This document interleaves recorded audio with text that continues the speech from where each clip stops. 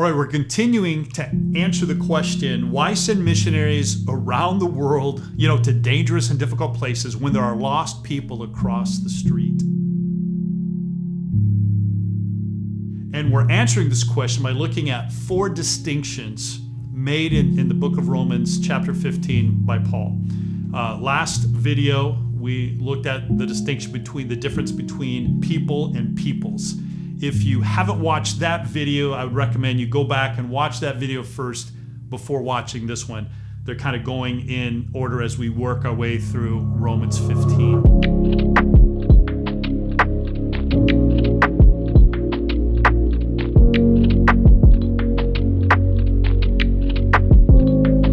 So, continuing in Romans 15, we're going to look at verse 17 through 19. Paul writes, "Therefore, I glory in Christ Jesus and my service to God.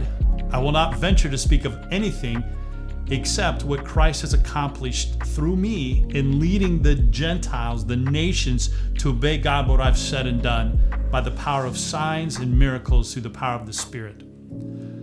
So from Jerusalem all the way around to Illyricum, I have fully proclaimed the gospel of Christ.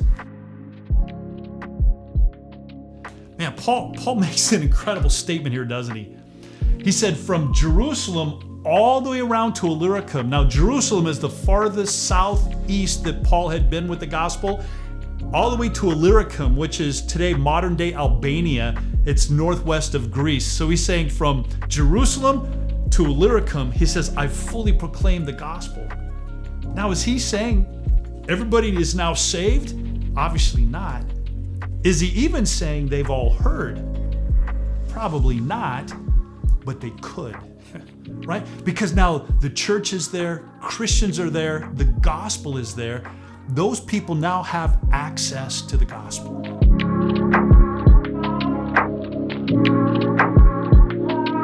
Continuing in verse 20, Paul says, "It has always been my ambition to preach the gospel where Christ was not known, so that I would not be building on someone else's foundation." Now, Paul could have went on to talk about where this ambition came from because he was stopped on the road to Damascus, and he could have told his personal story, but he doesn't do that. Instead, in verse 21, he says, "Rather, as it is written." And then he quotes from the Old Testament, Isaiah 52:15. And he says, "Those who were not told about him will see, and those who have not heard will understand." So where did this ambition come from? It's a biblical ambition. And then it goes on to say, "This is why I've often been hindered from coming to you." So what is the this that had kept Paul from visiting Rome before now? It was a biblical ambition. Because of his ambition that came from his understanding of the mission of God, he prioritized taking the gospel to people without access.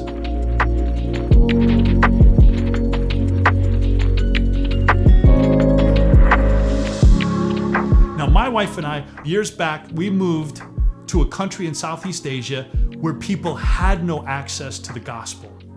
And this country we moved to, it didn't give out missionary visas, so we had to have some kind of a work visa to be in the country to give us access to our people group. And so we started a business teaching English. Now, the city we lived in, it was the provincial capital, it was about 4,000 feet up in the mountains, and it was a very booming economy. So our classes, our English classes were targeting adults like businessmen, government leaders, people who needed to know English to advance their careers. And our classes were evening because these people worked during the day. So every Monday, Wednesday, and Friday, we had English class. And so because it was a booming community, because these were businessmen, government leaders, those kinds of things, they drove cars, nice trucks. So I'm kind of painting this picture to let you to understand that this wasn't some isolated village somewhere, but this was a booming city and growing economy. So it was Friday evening, and my colleague Sam, who had an advanced English class, opened his class by asking a question. He said, "Today in my country, is a well-known holiday. In fact, in many countries around the world, it's a holiday. Do you know what holiday? Students looked, they didn't know what holiday. And he said, what makes it a holiday is because a famous person died on this day. And still they didn't know what the holiday was. And then he said, and the reason it's a holiday is because not only did this person die on this day, but 3 days later, he came back to life.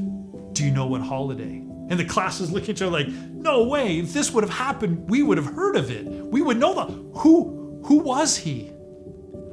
And my colleague said his name was Jesus. And the students were like, we've never heard of him.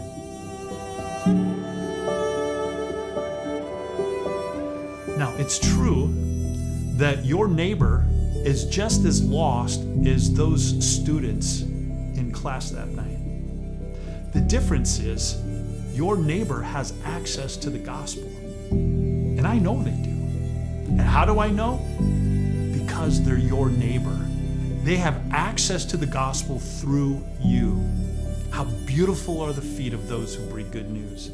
But those students in that English class, they had no access to the gospel, no way of hearing about Jesus until our missions team moved into the city.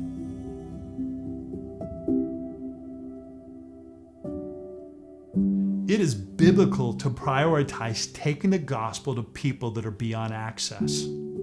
Now, I know when people hear the word priority, what they hear along with it is that other things aren't important. Please understand, Paul is not telling the church in Rome that the ministry of the church there is not important. In fact, it's because of the importance of the ministry of the local church that priority must be given to planting churches in places where there is no access. That's why we send missionaries around the world. We'll see you in the next video.